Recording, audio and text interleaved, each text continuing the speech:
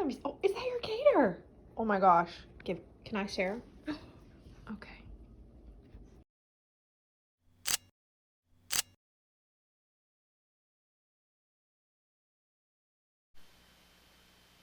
Alright guys, welcome to math. So today is going to be just a review of division. So when we were working in class last, we were working on lesson 5.9. So lesson 5.9 is literally about dividing, there's my slippers, dividing larger numbers. So you can see that we've taken and went to 4 digits most of the time. So you are welcome to use any of these kinds of ways to divide today. You can use the partial quotients, not products. Miss Maxwell, come on, girl. The box method, which seems to be a lot of people's favorites, or even just the standard algorithm, sometimes called long division. So as you were working, you should have done these 2 pages, the Saltwater Shark page. Most people got it, but the Saltwater Shark page is another way of thinking about your facts. So you can think, what divided by 8 gives me 8? Right? What number when divided by 8 gives me 8? Or what is 8 groups of 8? 8 groups of 8 is 64. So 64 divided by 8 is 8. If you know your times table is 3 times 3 is 9, that means that 9 divided by 3 is 3. Excuse me just one second. Alright, I'm back in less dog noise. So again, like 8 groups of 5 is 40. So you're working backwards on these. Most of you got this, but if you didn't, you should start here. This is a really easy way to think about your facts and the number of groups.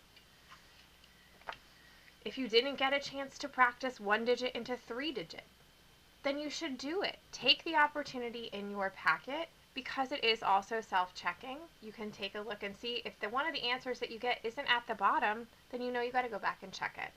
But that's not what we're doing today. What we're doing today is some independent practice using self-checking task cards. So you're going to have 10 questions, all division, where you are actually going to put in your answers on a Google form, and it's going to tell you right away if it's right or not. So it's the same idea as this guy, only it's not a puzzle, it's a way for you to solve. Well, the only problem with that is that we don't really have a page in our packet for that. So if you're looking for a page in the packet, there is a topic 5 review page back here that's completely blank that you can use. You can use the back of the packet. You can just use some paper that you got laying around. I always have scratch paper. You can just look in your folder and see. You can even do it on the back of that sheet that I sent home about what, we'll be doing over the remote instruction. So 100% up to you, but you will need a piece of paper. You will need something to show your work. So let's do a quick review of the 3 things that you could be using. You could use partial quotients.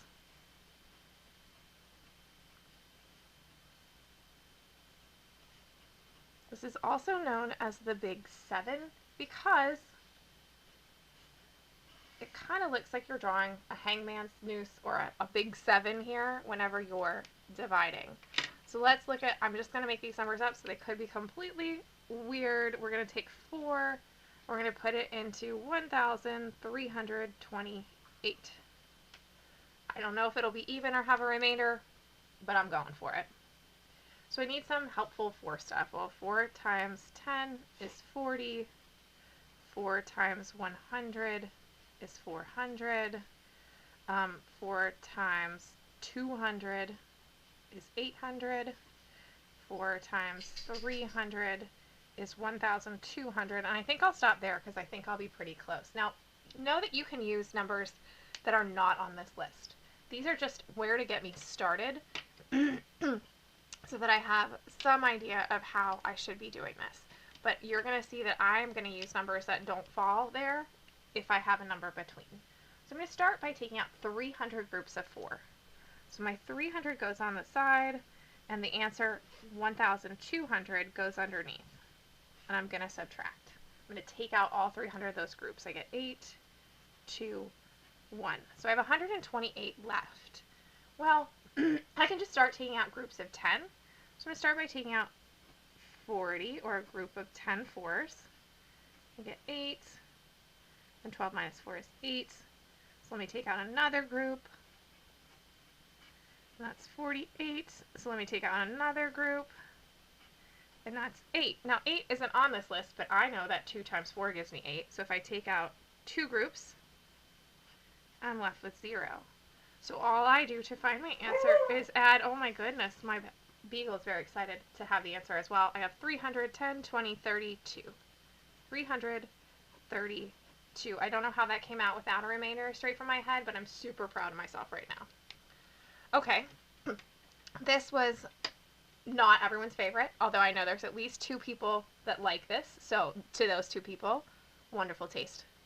Then we learned the box method, right? So the box has you start with the problem, so let me make up another problem. Let's say it's 4,398 divided by 3. Again, don't know where this is going to lead us, but it's cool because you can do any kind of division with this box method. So I have 4 digits in my dividend. So I'm going to create a box. It needs to have 4 columns, so I'm going to split it in half and then split each side in half. That's how easy it is for me.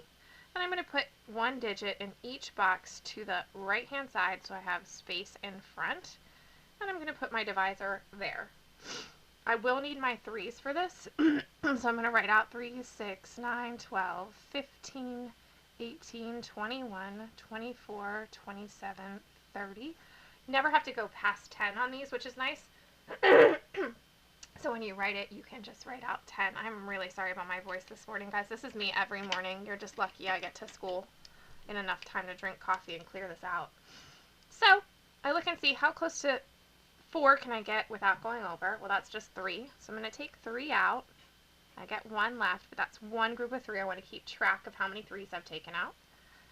Bring that 1 over to get 13. Check my list. 12 is as close to 13 as I can get without going over. So I take out 12. That's 1, 2, 3, 4 groups I've taken out. Ooh, that 4 looks a little weird. 13 minus 12 is 1. I bring it on over. How close to 19 can I get without going over? I feel a pattern happening here. That is 18. I subtract, I get 1. 18 is 1, 2, 3, 4, 5, 6 groups. And somehow we're going to go without a remainder again. I think I might be a genius, guys. So 3 goes into 18. We just said 6 times, and so that means there's no remainder. So our answer is 1,466 using the box method. And last but certainly not least, I'm going to turn my page so I can have a little more space for the standard algorithm. So this is the long division, or tall division if you're my second group. So long division. And that's also known as the standard algorithm. So we start by making the little house. And we're asking ourselves, how many times, we'll do 8. Does 8 go into 7,424?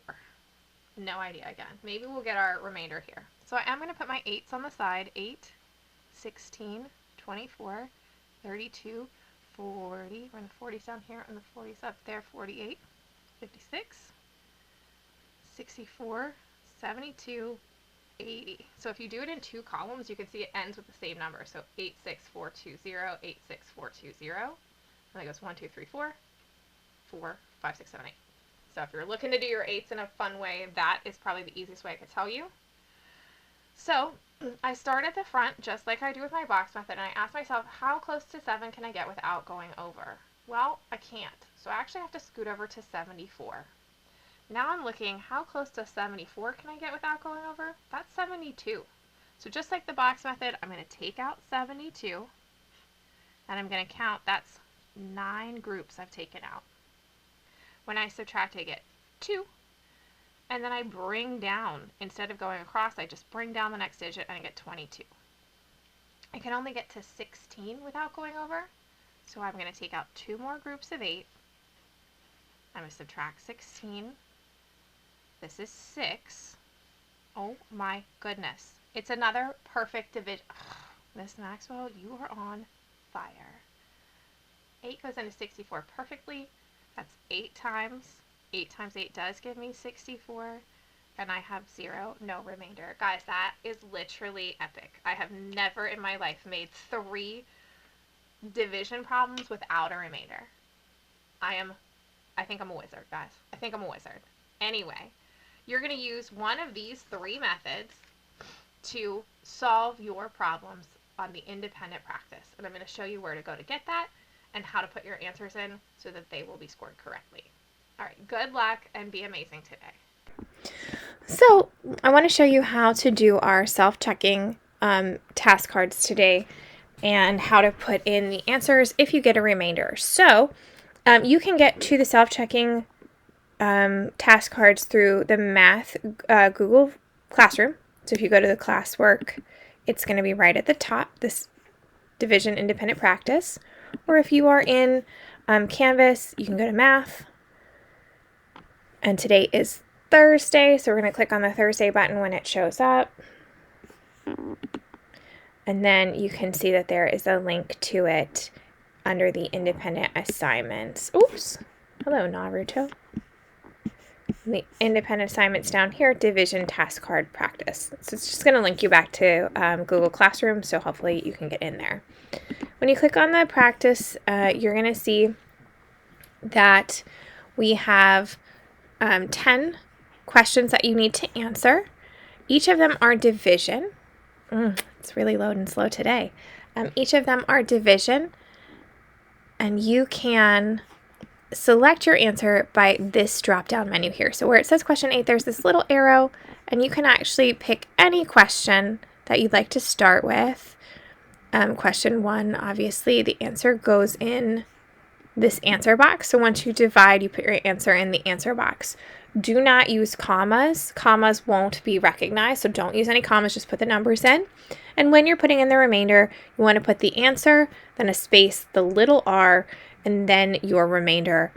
And I'll show you how to do that. I'll show you for number 8. As you answer your questions, this status bar is going to fill up. So this status bar is going to fill up when you're all done. If you type in an answer that's incorrect, you're going to see it goes yellow.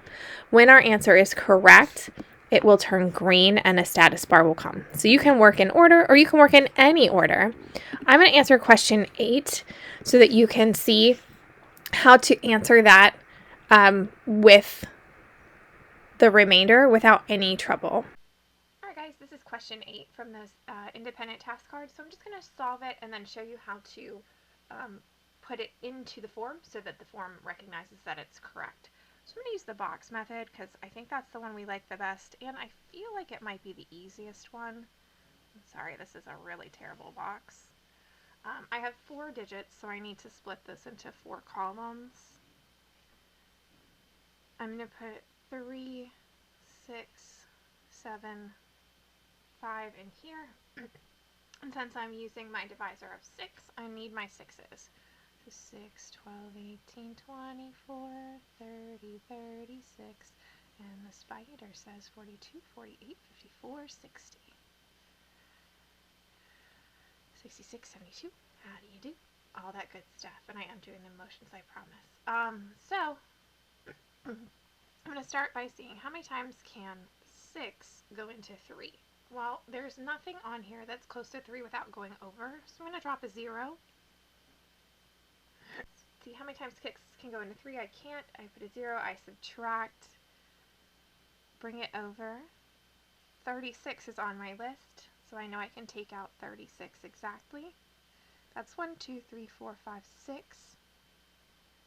6 groups of 6, which leaves me with nothing, but I still bring it over. Now I know that 6 can go into 7 one time without going over, so I subtract the 6, I get 1. I bring the 1 over. 6 can only go in twice without going over.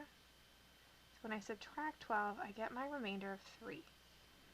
So my answer is 612, remainder 3. I'm going to put it in exactly like this. 612 space little r 3. I'm going to show you what that looks like so that you can see that's how we put it in. So when we have question 8 after we've solved it, our answer is going to be 612, remainder 3. So when I type in it in, I'm going to type in 612, and then a space, and then a little r, and the number 3. You can see I didn't leave any spaces between, but when I hit return, that's turned green, and this status bar has given me 1 correct answer. So when you get 10 correct answers, it will be all the way filled up. So just remember that this one, if you have a remainder, you put in the quotient all together, no commas, and then the little r and your remainder. So good luck. I think it should be fun. Try to get all 10.